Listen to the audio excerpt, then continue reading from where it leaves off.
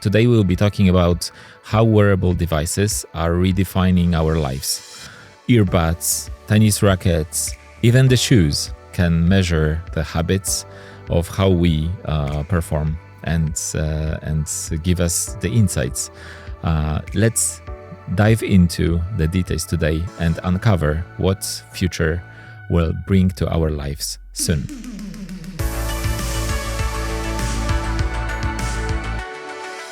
Hi, joining me today once again, Chris Wasilewski, that represents Intent, a company that delivers the next generation software for connected devices.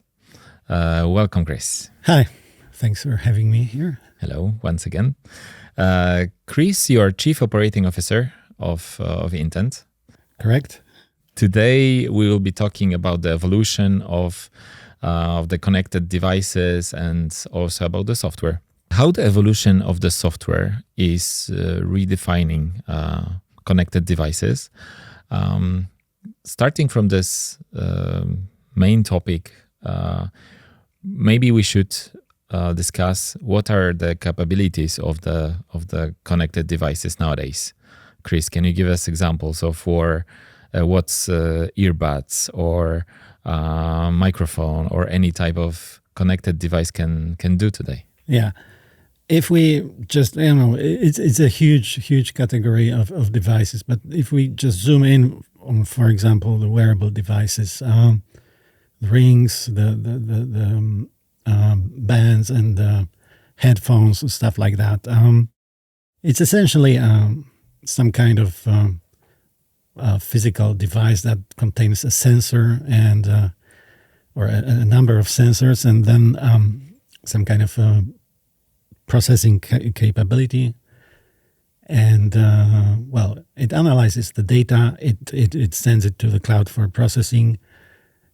So what it can do, it can track your sleep. It can track your health, your habits. As a cyclist, you probably know that it can track your sport activities and give you insights into how many calories you burned and your progress. But actually, if you think about all those rings and similar devices, they typically contain some kind of heart rate sensor, oxygen saturation sensor, and temperature sensor. And of course, it contains accelerometers and gyroscopes. And from those basic readings, you can actually arrive at a lot of insights, and for that can be used for various purposes. You can track sleep, as I said, but then if you think about it, you can also find new correlations between those sets of data, and from that you can arrive at totally new conclusions. For example, you merge the data about your heart rate and temperature and movement, and suddenly you can predict and monitor women's ovulation cycles based on that. So even though the set of sensors in those devices is sometimes very similar, the number of different purposes you can find for the different applications you can find for those readings, for those measurements, is unlimited. And that's why we are seeing new categories of devices, even though the technology behind them is not always developing so fast. So if you think about Aura Ring, that was built for ensuring your sleep quality.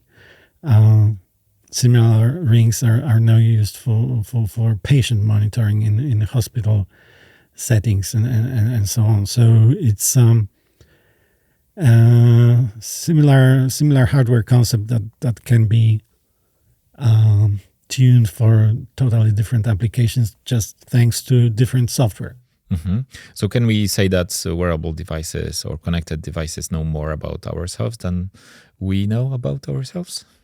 Well, not in a conscious way, but yes, the amount of information they gather about us, our location, our every movement, every step we take, well, that information is recorded somewhere and processed. So yes, there is a lot they know about us. So what really makes the difference between, for example, wearable devices? Like we hear about, for example, Apple Watch or different companies making also like the smartwatch that measures your, I don't know, how the duration or length or your sleep or the quality of your sleep.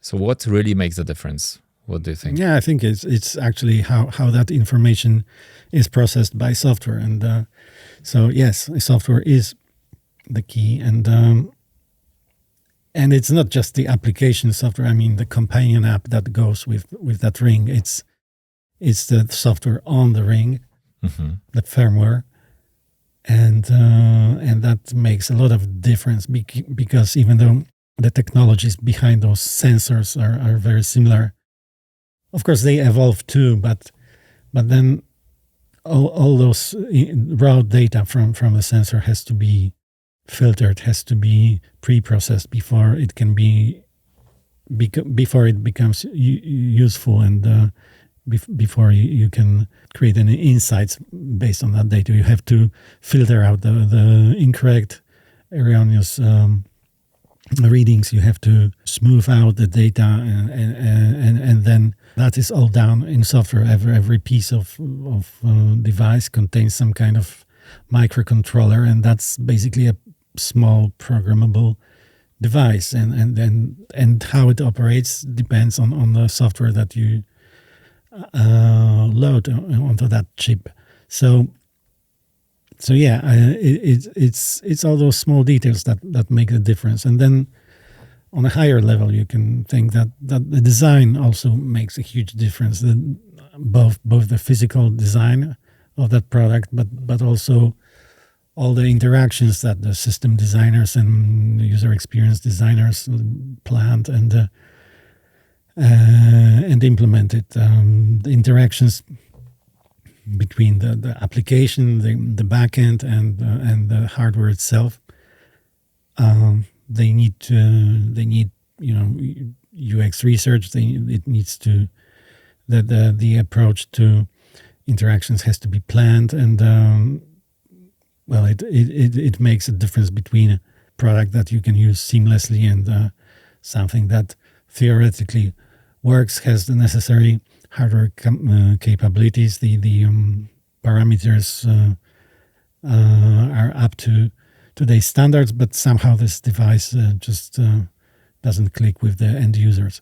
There is a difference between software, firmware, and when it comes to firmware, for me, this is something that we not necessarily can see when it comes to user experience, if you will, because it's like this connecting part that actually helps to gather the data in a specific way from those sensors, from the devices, and later on firmware might be, you will correct me for sure, that firmware is a part of the software. However, on the software part, on the application side, it's more something that we can actually see and assess if it's good, eye-pleasing, done in the right way. But firmware, not, right? This is something that you cannot see. Well, you cannot see, but it has a huge impact on what actually the application can do, because bad firmware can limit what the application can do quite severely. For example, the whole connectivity layer in that firmware, how it handles bad connection attempts, how it retries connection, how it behaves when the device and the phone come out of range.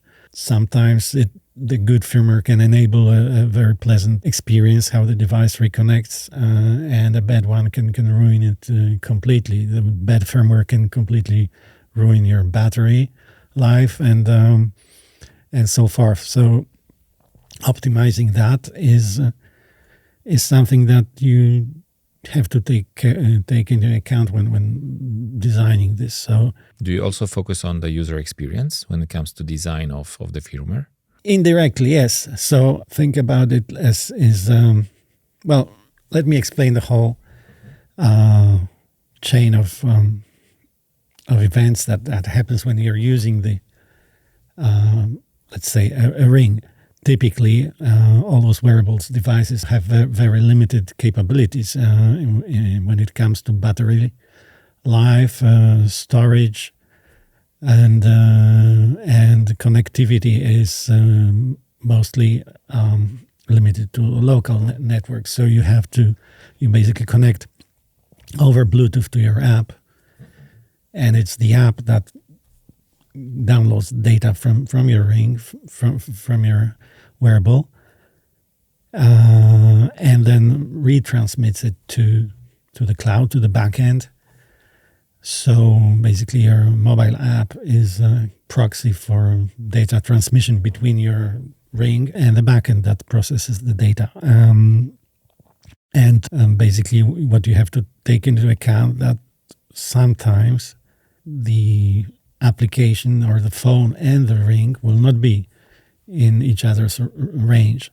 Sometimes the battery on your phone will be dead, or the battery in your ring will be dead. And what happens to that data? It has to be somehow stored, sent, resent, buffered, and firmware is essentially responsible for all of that. And a bad firmware can really ruin that experience. If data is lost because it couldn't be resent to your phone, well, that's really a bad situation. So those elements communicate with each other, but they also need to be able to work autonomously and work offline. So those interactions between the app and the wearable are much more complex than it seems. And good software, good connectivity layer can make all the difference. So when designing such a wearable solution and experience, you focus on the broader case scenarios. This is how I read that. Mm-hmm. So when you lose the connection, what happens to the data if it gives an error or exactly yes any data losses, stuff like that? Yeah, it sounds really complex.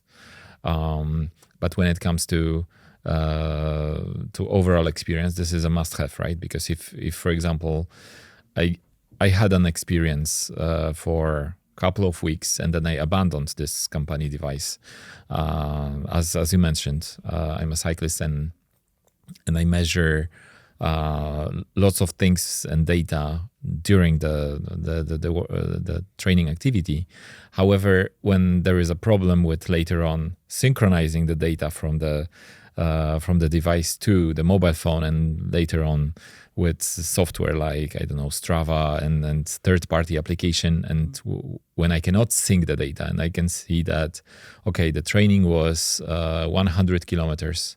It took a lot of effort and time. Yeah, and then what a disappointment. Yes, or even if when it comes to the race, imagine someone took a part in a race and then the data is lost and he cannot synchronize the data. It's a huge problem for many cyclists, and this can ruin the experience. So can we say that firmware is a kind of invisible but key part to the yes, definitely solution? it is, and the interaction between the firmware and the connectivity layer in the application, that has to seamlessly link, and that's sometimes the aspect of product development that is neglected. That is kind of, the product company are focused on hardware, and they want to get all the sensor readings right, and they put 100% focus in that area, and then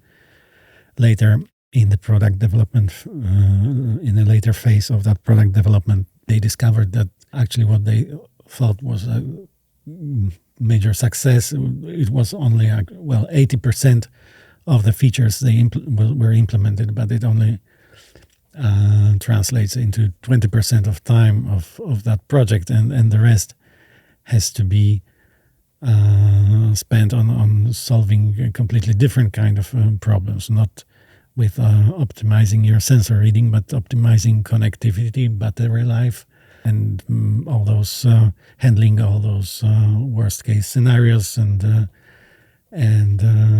graceful error handling. Also, when it comes to, let's say, technology, because it evolves rapidly these days, and we can see more and more technology changes that can impact the product overall and the experience overall. Also, like on the other hand, we have AI, we have data privacy, privacy policies, and etc. How do you handle those? Like where the convenience ends and the surveillance of the let's say data protection, data governance starts to kick in, and then like how to handle both, like because like probably what we want to have is something like seamless experience, but at the end of the day we want to also protect ourselves, our data, our information. Yeah. Yes, I would say that your privacy ends as soon as the data from that device leaves the device and is transmitted somewhere to the cloud. So basically, this is where your control over that data ends, and technically speaking. But of course, we have many regulatory mechanisms in place to make sure that that data is not misused. If we are talking about especially medical class of devices or even wellness products, they often have to pass Food and Drug Administration certification, and then they have to comply with HIPAA requirements, which is kind of medical standard for handling sensitive medical data. As soon as you start selling your product as a medical device or anything health related, you suddenly have to comply with all these rules. You are audited. You have to prove the compliance, and it takes a lot of time and effort. But this way, the end user gets some kind of assurance that their data is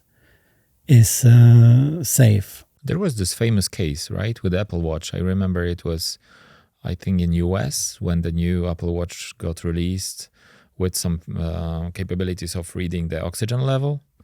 And somehow in the European Union, it was not yet allowed to measure something. And it was like, let's say, the new device was lacking some capabilities here in Europe, whereas in US it was already as of day one. I mean, when when user was able to buy it in the store. Yeah, but I think it's the price you have to sometimes pay when introducing a completely new technology and new concepts into life.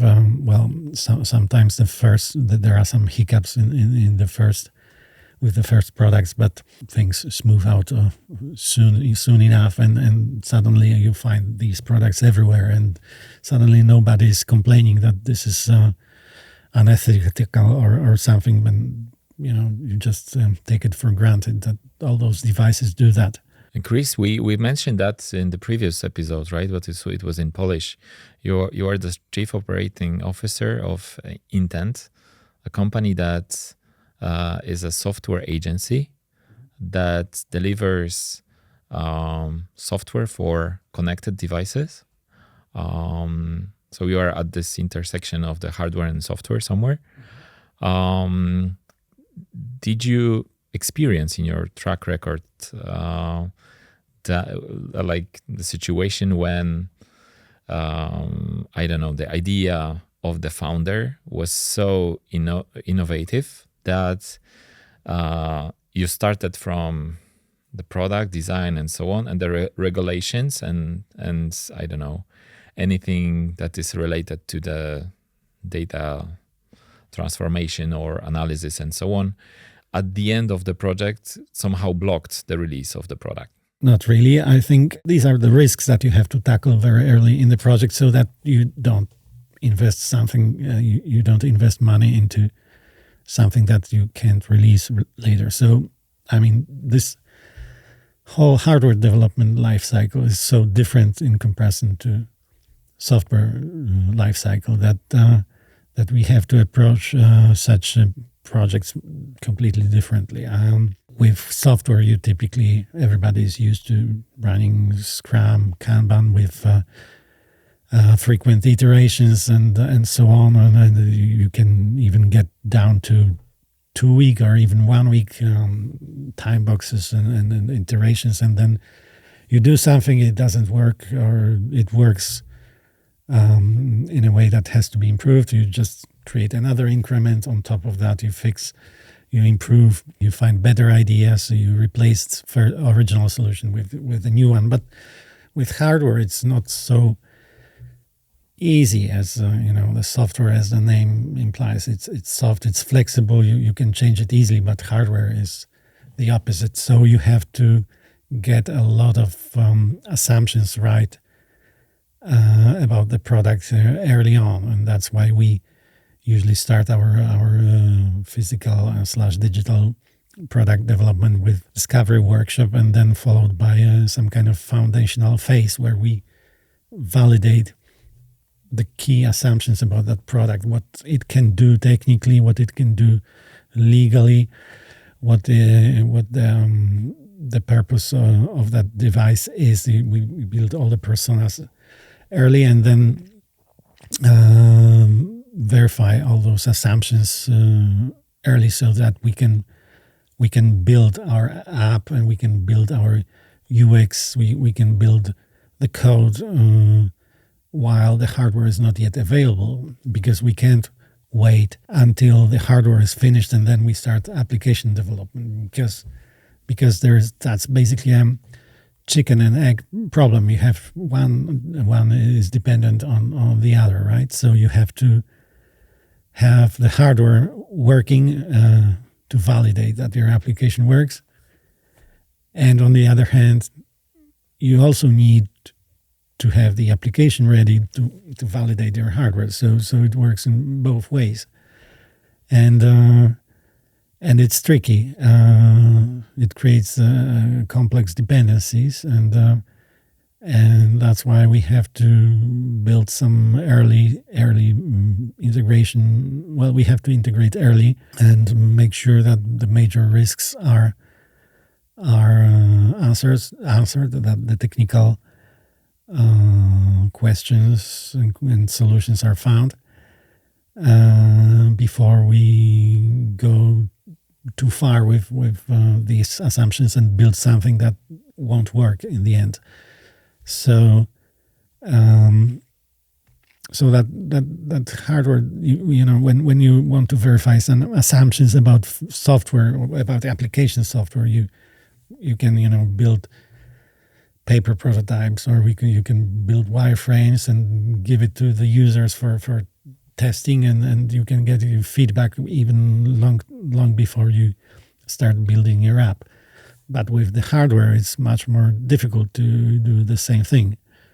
So we have to rely on all kinds of simulators to simulate the behavior of that hardware before it even exists.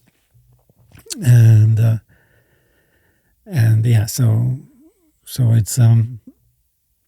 it's a complex dependency management that has to be solved when working on such physical and digital products.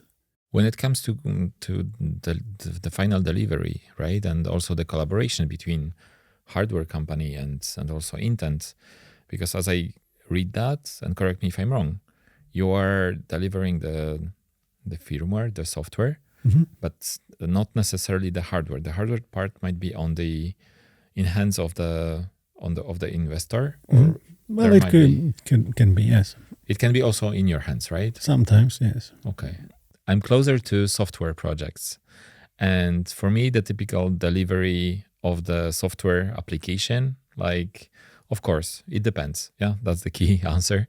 But I can say that from idea, of course, signing the contract, etc., till MVP, the minimum time it's around 6 months. Might be 6, might be 8, might be 10. However, that's my gut feeling when it comes to a range of how long does it take to deliver the MVP. I'm curious, like, how does it work with the connected devices? Like, from idea, when you don't have even a hardware device yet, and of course it has to go along, as you said. So, how much time we need actually to have something working? Yeah, I think it takes years. 1 or 2 years would not be unusual. Of course, it can be less, depending. Well, it's not always that the hardware doesn't exist at all. There may be some prototypes already available, which significantly shortens the time frame for the project. But yeah, it's not unusual if such a project lasts a year or more than a year. And can you tell us like about the size of the team and what methodology are you using? Also Scrum, or is it different? Yes, I mean that aspect doesn't change so much. So the software teams still use Scrum, and typically with a 2-week cycle. But on the hardware side, it's completely different. They need a lot more time, and it's actually quite surprising how slow the creation of new pieces of hardware is. So sometimes, for testing, for development purposes, we need to have that, at least a piece of hardware, for a piece of device for every developer on our side to be able to create a code and check if it integrates correctly with that hardware. But often it's not possible to deliver as many samples as we need. So let's say we have a team of 4, but we can only get 2 devices, and it's surprising how much time is needed to create an extra pair of devices. These things are still built manually. Very often, those small batches are not created in a factory. They are created by hand. Sometimes even in some kind of like almost like garage-like environment. And it's super far away somewhere. It's super expensive, right? Yes, it is. It is, but most importantly, it's super slow. How does it work? Like the developers are giving a feedback like, oh, this sensor is not good enough. You need to replace it because the communication layer doesn't work properly. And then this information is being sent to a hardware responsible person. And then again, redevelopment, you're waiting a couple of weeks or months for the new prototype to arrive. It happens, yes. Or even if you receive a few devices, you find out that half of them doesn't even work. So maybe they worked when they were being sent, but by the time they arrived in our office, they were already dead. So those things are very fragile. The early versions. So yeah, it's a constant feedback loop that is needed to keep correcting things, keep improving. And well, I don't think that this is any great discovery, but yeah, we have to keep the all the teams in the loop, and with many different time zones in place, it's not so simple. So the dependency management is really the key aspect of planning and executing such a project. And with planning, I don't just mean planning the schedule, but agreeing all the dependencies, what they should do, what they should, how they should behave, the protocols, the handling, how they should handle error conditions, and so on. Uh, that's a lot of work that has to be done, but this is what makes the difference between a successful project and the failure. And also to our listeners, maybe like the Intent has around 15 years of track record history. You were founded like 15 years ago, right? We Plus were, minus. but we didn't immediately start with hardware products. It's maybe our later days are more hardware focused and physical product focused. Can you give some examples about connected devices that, I don't know, we are using, everybody is using these days, and the firmware is being delivered by Intent? Maybe some names or just the type of the device. I know that you cannot tell all of the names of the companies or even the product names, but maybe you can give us some examples, like as you mentioned earlier, right? Rings and so on. Yes, well, it can be rings. It can be devices that measure your blood pressure. Can be devices that you asked about the data privacy and security aspects of those devices, but there are even devices where the security is actually the main feature of that device, and that's something we've been working on. For example, there's a product called Token Ring that's basically uses your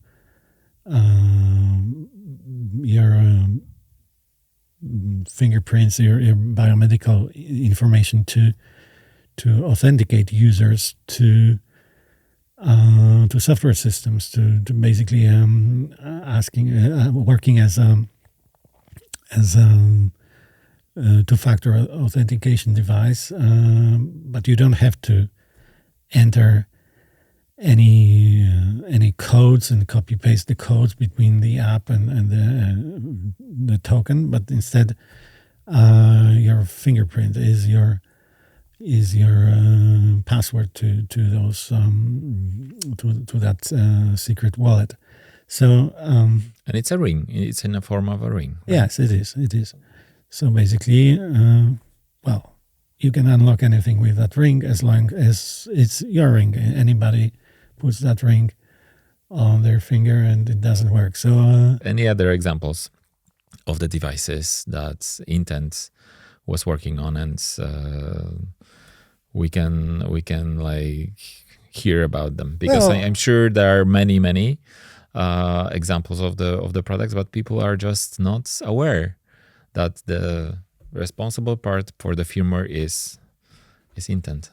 Yes, I wouldn't like to go into details who was responsible for which part on which project, but there are interesting products that we are proud of. You asked about what currently the wearable devices can do, but if you think what's coming in the future, I think one of those products we worked on is a kind of like a gateway or a window that we can see a little bit of the future. We worked on something called Neurable.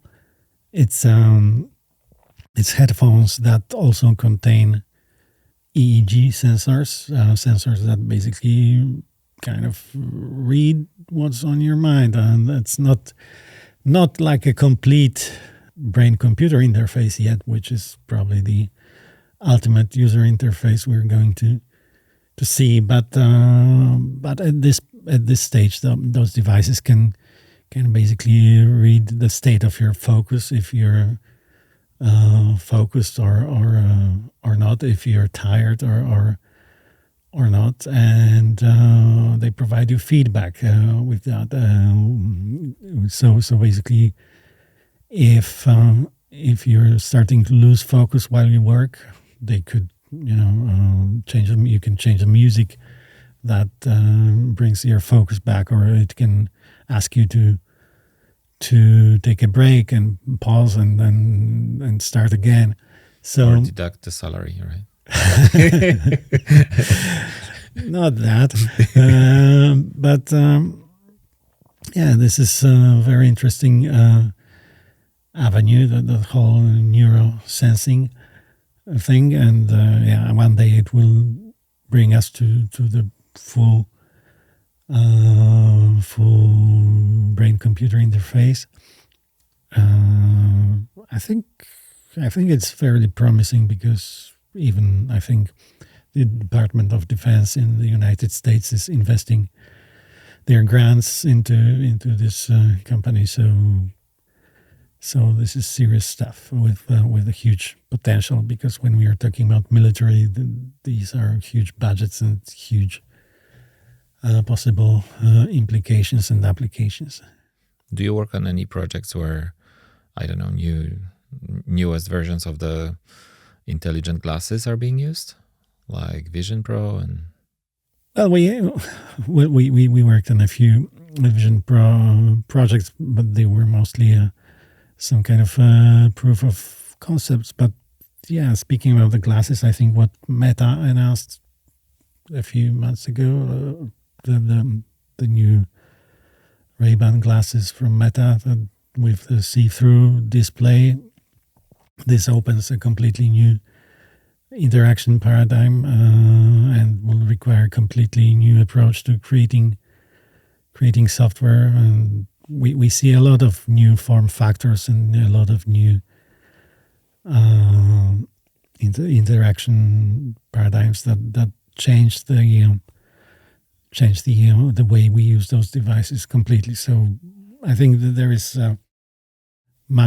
there's a trend to do less with the mobile application and do more directly with that device. So this will definitely have impact on how we build software and what we build. There will always be room for software in some form, but it may not always be the same kind of apps we see today.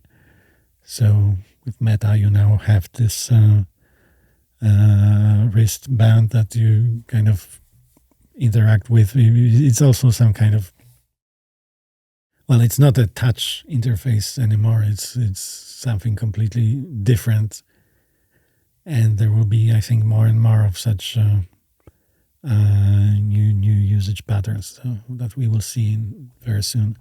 Do you think that in the future we'll be living in a world where everybody will be receiving, I don't know, a pair of glasses for free because the manufacturer will be collecting the data on the, I don't know, of the where our eye interactions are stopping in the store and so on.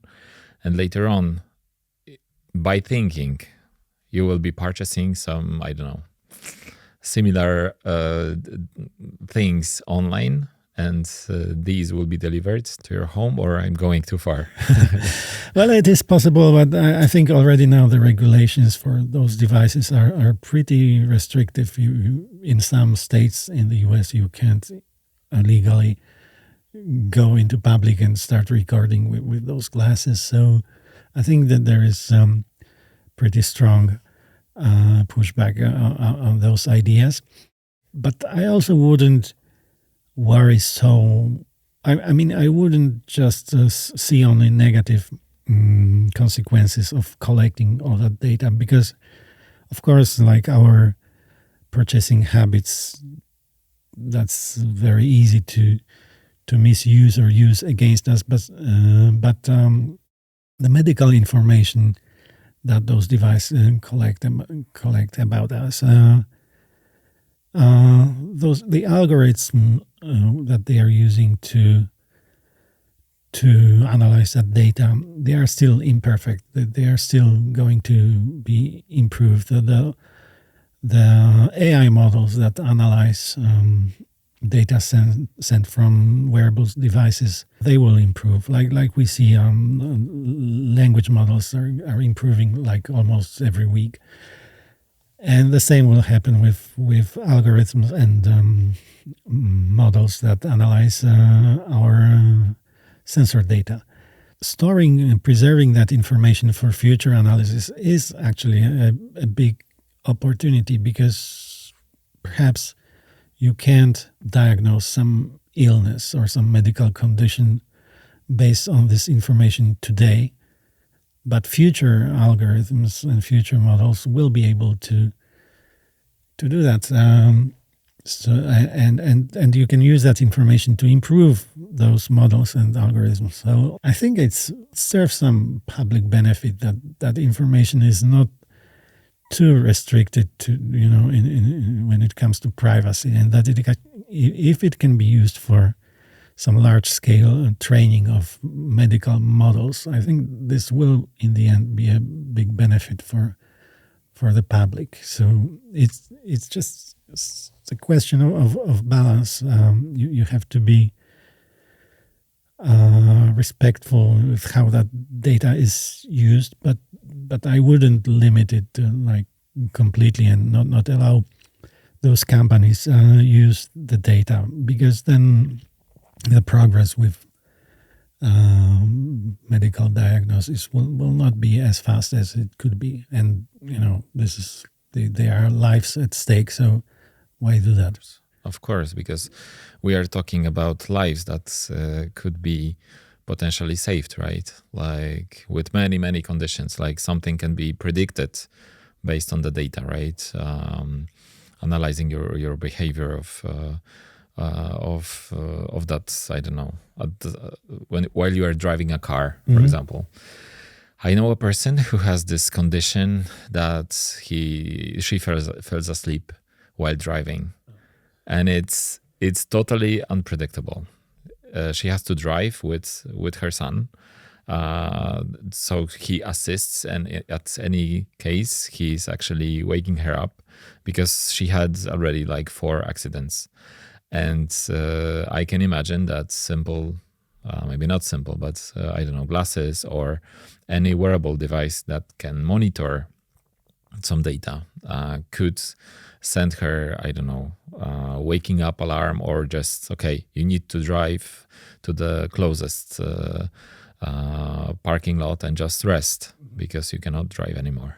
Yes, the accident prevention is also a big hot topic, and it also makes a lot of sense in the industrial context where you want to prevent industrial accidents. You want, those devices already can detect when somebody falls or has an accident, because all those motion sensors can detect that. But the next step is to be able to predict and prevent those things before they happen.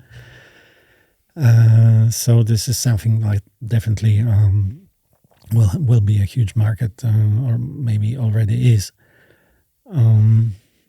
Yes, and the advance in the sensor development is making that possible. So I think everybody is expecting the non-invasive glucose sensing to become available publicly, and well, there are some companies that are claiming successful measurements, improved accuracy, because a few years ago, those devices prototypes had accuracy of like 50% or 25%, so they could give you incorrect results of plus or minus 50%, which I think for medical applications is totally useless.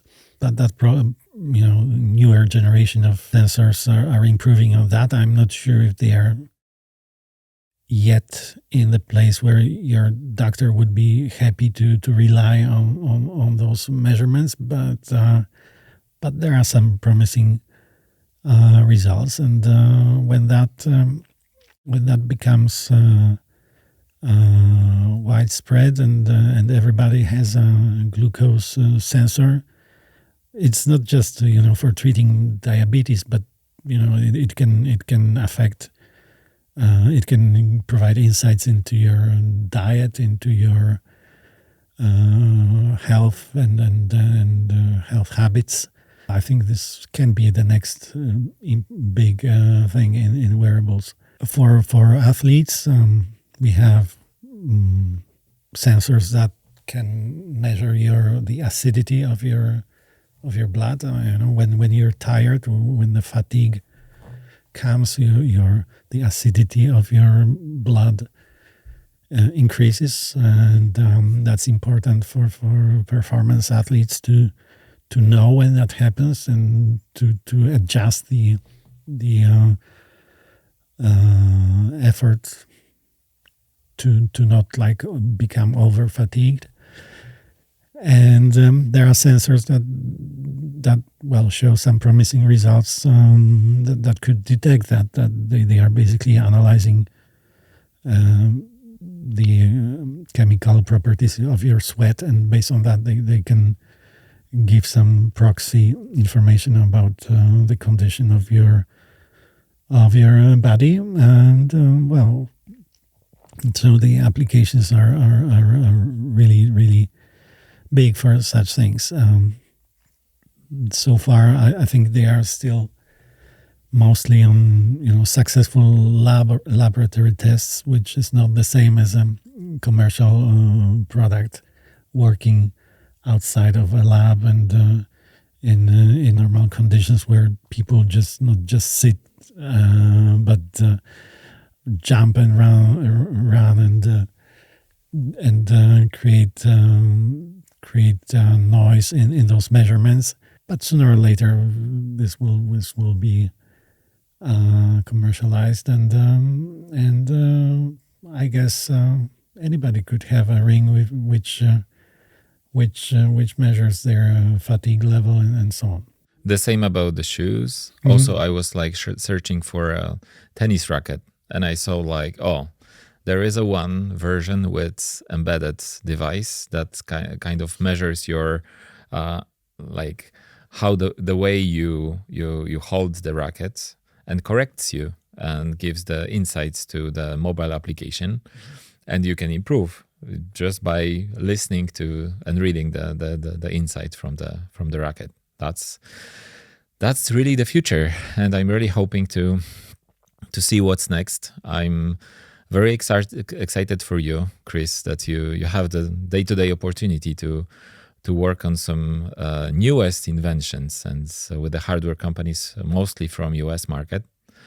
I think that today's episode is very interesting. It's going to be I'm looking into the future. I'm really curious what we will see next in 2 to 3 years from now, when we meet again and discuss what can be done next, right? Because right now we talk about the future. The future is happening now.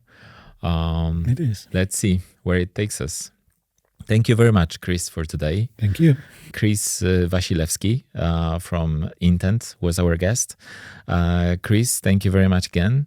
I encourage everybody, if you find this content interesting for you, to subscribe, to give a comment, and also to check Intent, the Polish company, software agency that delivers outstanding projects and products